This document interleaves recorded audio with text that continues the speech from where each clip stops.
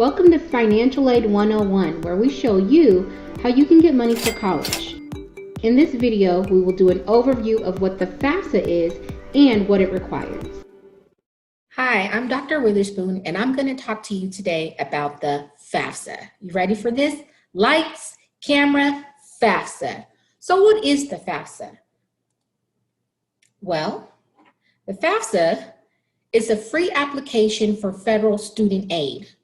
FAFSA, FAFSA. It's a free application that you fill out to see if you're eligible for any of the financial aid. So if you log on to any sites and it's telling you that you have to pay money, that's not the correct FAFSA.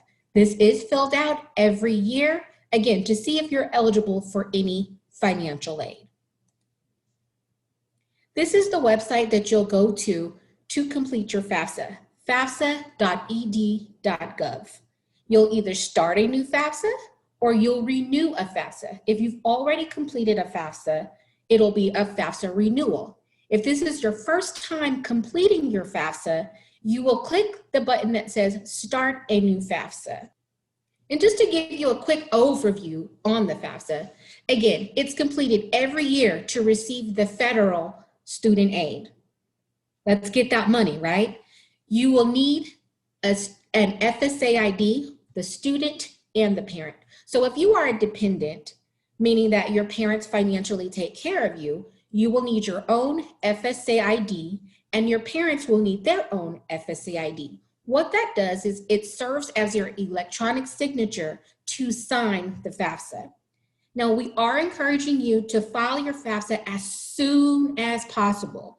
The FAFSA does open up by October 1st of every year, so it's encouraged for you to do it right away because there's a lot of money that's awarded to students on a first come, first served basis, and we want to make sure that you are first in line to receive those funds. So the earlier, the better. Again, FSA ID serves as your electronic signature to sign the FAFSA. Now again, what's needed for the FAFSA? That FSA ID. This is what it looks like. You'll need your username and your password, and it is required. We'll get a little bit into that on another video to show you exactly how you sign up for your FSA ID, but it will require for you to create a special unique username and password. Now let's talk about what do you need when you fill out your FAFSA. For this specific FAFSA, the 2021 FAFSA, you will need your tax information from the previous year. So for example, if you are going to apply for the 21-22 FAFSA year, you will need the previous year's taxes. So you'll need your 2019 taxes. Again, you will need your 2019 income information. So again, just to reiterate, it's going to be from the tax year from the earlier year. So make sure you have the tax information handy so that way you can put that income information onto your FAFSA. Well, you may be wondering, what are the eligibility requirements? Well, in order for you to be eligible for the FAFSA, you have to have at least a high school diploma or equivalent, like a GED. You must have a social security number with limited exceptions. Now, this is for you as the student, a social security number. Some of your parents may not have a social security number, and there's a workaround for that. But for you who's applying for financial aid, you will need a social security number. Also be a U.S. citizen or an eligible non-citizen. And if you are a male, you have to be registered with the selective services. If you have more questions on being registered with the selective services, we will be able to give that information to you. But typically, you register when you're around 18 years old when it's time for you to register to vote. But that is a requirement in order to be eligible for financial aid. You also need to be enrolled or accepted for enrollment in a program. So if you're going to get your associate's degree or a bachelor's degree, or a master's degree or a certificate program, that's something that you need to be working towards. And then you have to make sure that you're maintaining a satisfactory academic progress, meaning that you're not failing those classes, you're actually successfully passing your classes that you're attempting. Now let's jump into the FAFSA dependency status. Are you independent or are you dependent? Now, what they look at on the FAFSA to be considered an independent is meaning that it's going to go strictly off of your income. You have to be 24 years old or older, married, pursuing a master's or a doctorate's degree. If you have children that you provide more than half of the support for, if you were in foster care since the age of 13, an emancipated minor, currently or was in a legal guardianship, if you're homeless or self-supporting yourself or at risk for being homeless, or if you were a veteran and served our country. These are the requirements that'll let you know if you are considered an independent student, meaning that you don't have to provide your parents' information. Some of you may think, well, I live on my own and my parents don't take care of anything and I pay my own bills. Well, according to the federal guidelines, if you don't fall into any of these categories, you are still considered a dependent student and will have to provide your parents' information on the FAFSA. Again, there are special circumstances that the FAFSA will look at. Some examples of these special circumstances are if your parents are incarcerated, if they're locked up, if you left home due to an abusive family environment, if you're unsure of your parents' whereabouts and you have absolutely no way to get in contact with them. And then again, these circumstances have to be well documented, and the financial aid office ultimately will have the final say with what they call a professional judgment. Be prepared. You want to make sure that you are prepared when it's time for you to do your FAFSA. Now, how do you get prepared to do the FAFSA? Well, what you have to do is make sure you gather all of the information that you need.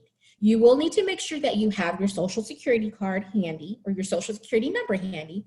Make sure you have those federal tax documents. So if you filed your taxes or if your parents filed their taxes, you want to make sure you have that tax information handy, specifically the 1040 form or their tax return transcripts. Have that information there. Also, if you have the accounts, how much you have in your accounts, any assets, things like that. But the main things, again, your social security card or social security number for you and your parents if you're a dependent, and your tax information for both you and your parents if you are a dependent student. If you're independent, it's just your information. Dun, dun, dun, dun. Now we're going to talk about the IRS data retrieval tool. This is a part on your FAFSA where you're able to take all the information from the IRS website where you filed your taxes or your parents filed their taxes and transfer that information over to the FAFSA. Now, this tool is really cool because it saves you time. Listen, it saves time. This button, that blue button that you see that says link to IRS, when you get to this part of the FAFSA, you click that button and it's going to take you to the IRS website, and however you filed your taxes or your parents filed their taxes, it'll take all their tax information and transfer it all over to the FAFSA for you. So that way you're not manually typing everything in. So that's what this IRS data retrieval tool does. And it is very easy. It's not required, but it's highly recommended because, again, it saves you time and it's the most accurate information. Now, you may be wondering, okay, I got this FAFSA, I'm doing this FAFSA, now what? What's the process? What the process is that you, the student, you complete the FAFSA and you sign it with your FSA ID. Along with your parents, they sign the FSA ID. Then the FAFSA is then processed by the FSA. The student, you receive an SAR.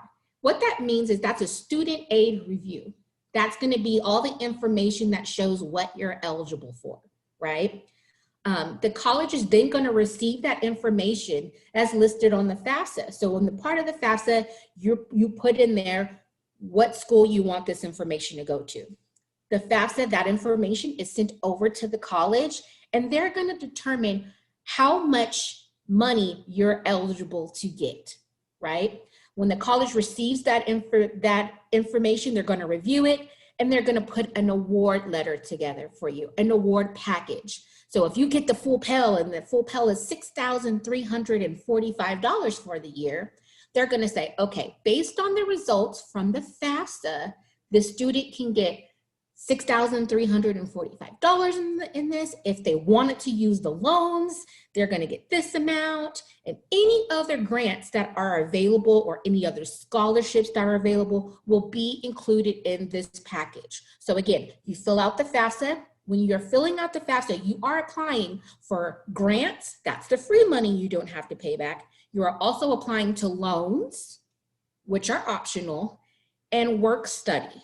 If you want to earn extra money by working on college campus, those are the three things: loans, grants, and work study. Some colleges have their own internal scholarships that they will award based off of the results of the FAFSA as well. So that, again, once the school and the college gets that information, they'll create an award package based off of what you're eligible for, and then they will send that to you, the student. So after you complete this FAFSA, you submit it, you sign it. Again, you're gonna make sure you check your email. Check your email for that SAR, student aid report, right? That's just your confirmation that you completed and what you may be eligible for. You're gonna update and make any correction to the FAFSA if necessary. Sometimes you select it for verification, and what that means is that the school sees something that may be conflicting information and they just need for you to clarify it. That's all that means. It's randomly selected. Students are randomly selected, and you could be selected every year, but your job is just to clarify what's going on with that. You want to make sure that you're proactive. Be proactive, follow up with the schools for the award letter. If you don't hear nothing, you call them or you send them an email. And last but not least, you want to make sure that you're still looking for scholarships. If you're eligible for any financial aid, that's amazing, but you also want to get more money and more money and then more money on top of that. Still keep looking for scholarships. The more, the better. Now, this is just an example on the college cost and the financial need. When you're applying for colleges, if you're already in college, or if you're a senior, you're going into college, maybe this will help make a little bit more sense to you. You have the cost of attendance, right?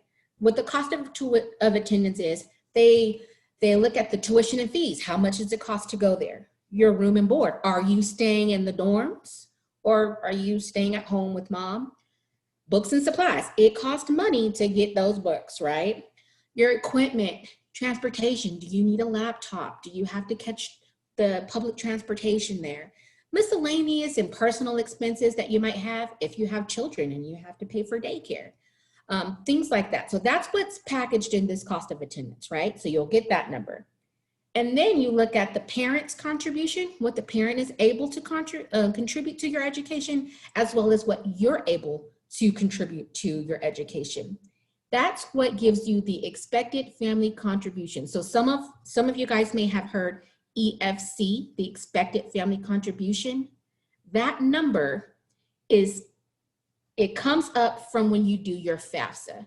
All of that income information that you put on there from you and your parents, there's a formula that they have that shoots out this EFC. Based on how much you made, you should be able to contribute $1,000.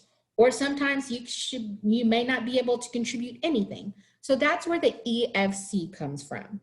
They'll look at your income information and say, based on how many is in your family and how much you made or didn't make, your EFC would be 0.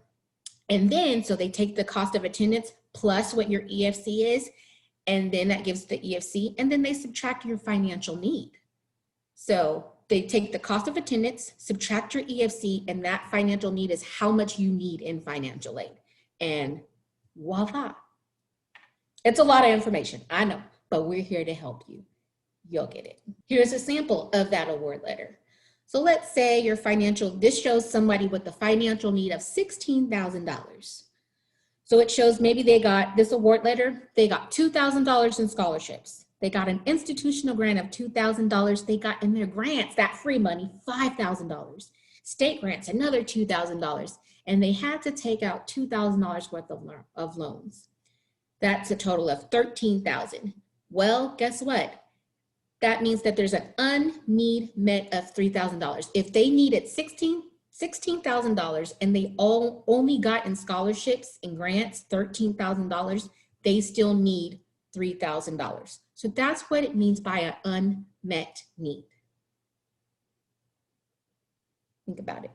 If for whatever reason you have any questions whatsoever, studentaid.gov is the place for you to go. There's all kind of information that you could think of that they can answer for you. How do I prepare for college? What types of aid can I get? And you should know that because I just told you, loans, grants, work study. Do I qualify for aid? How do I apply for the aid? And how do I manage my loans? Once I get the loans, if you have to, how do I manage them? What does that mean? When do I have to repay them back? What's the interest rate? All of this information will be found on this federal website, studentaid.gov. I'm telling you, it's like a financial aid Bible. So this is where you can get all of your information from, studentaid.gov. Now, we talked about a lot of things. I know it's a lot of information, but we are here to help you to answer those questions. You got this. You got this. And let's get this money. Let's get this free money because you are going to college or you're in college and there is money to be made. Thank you.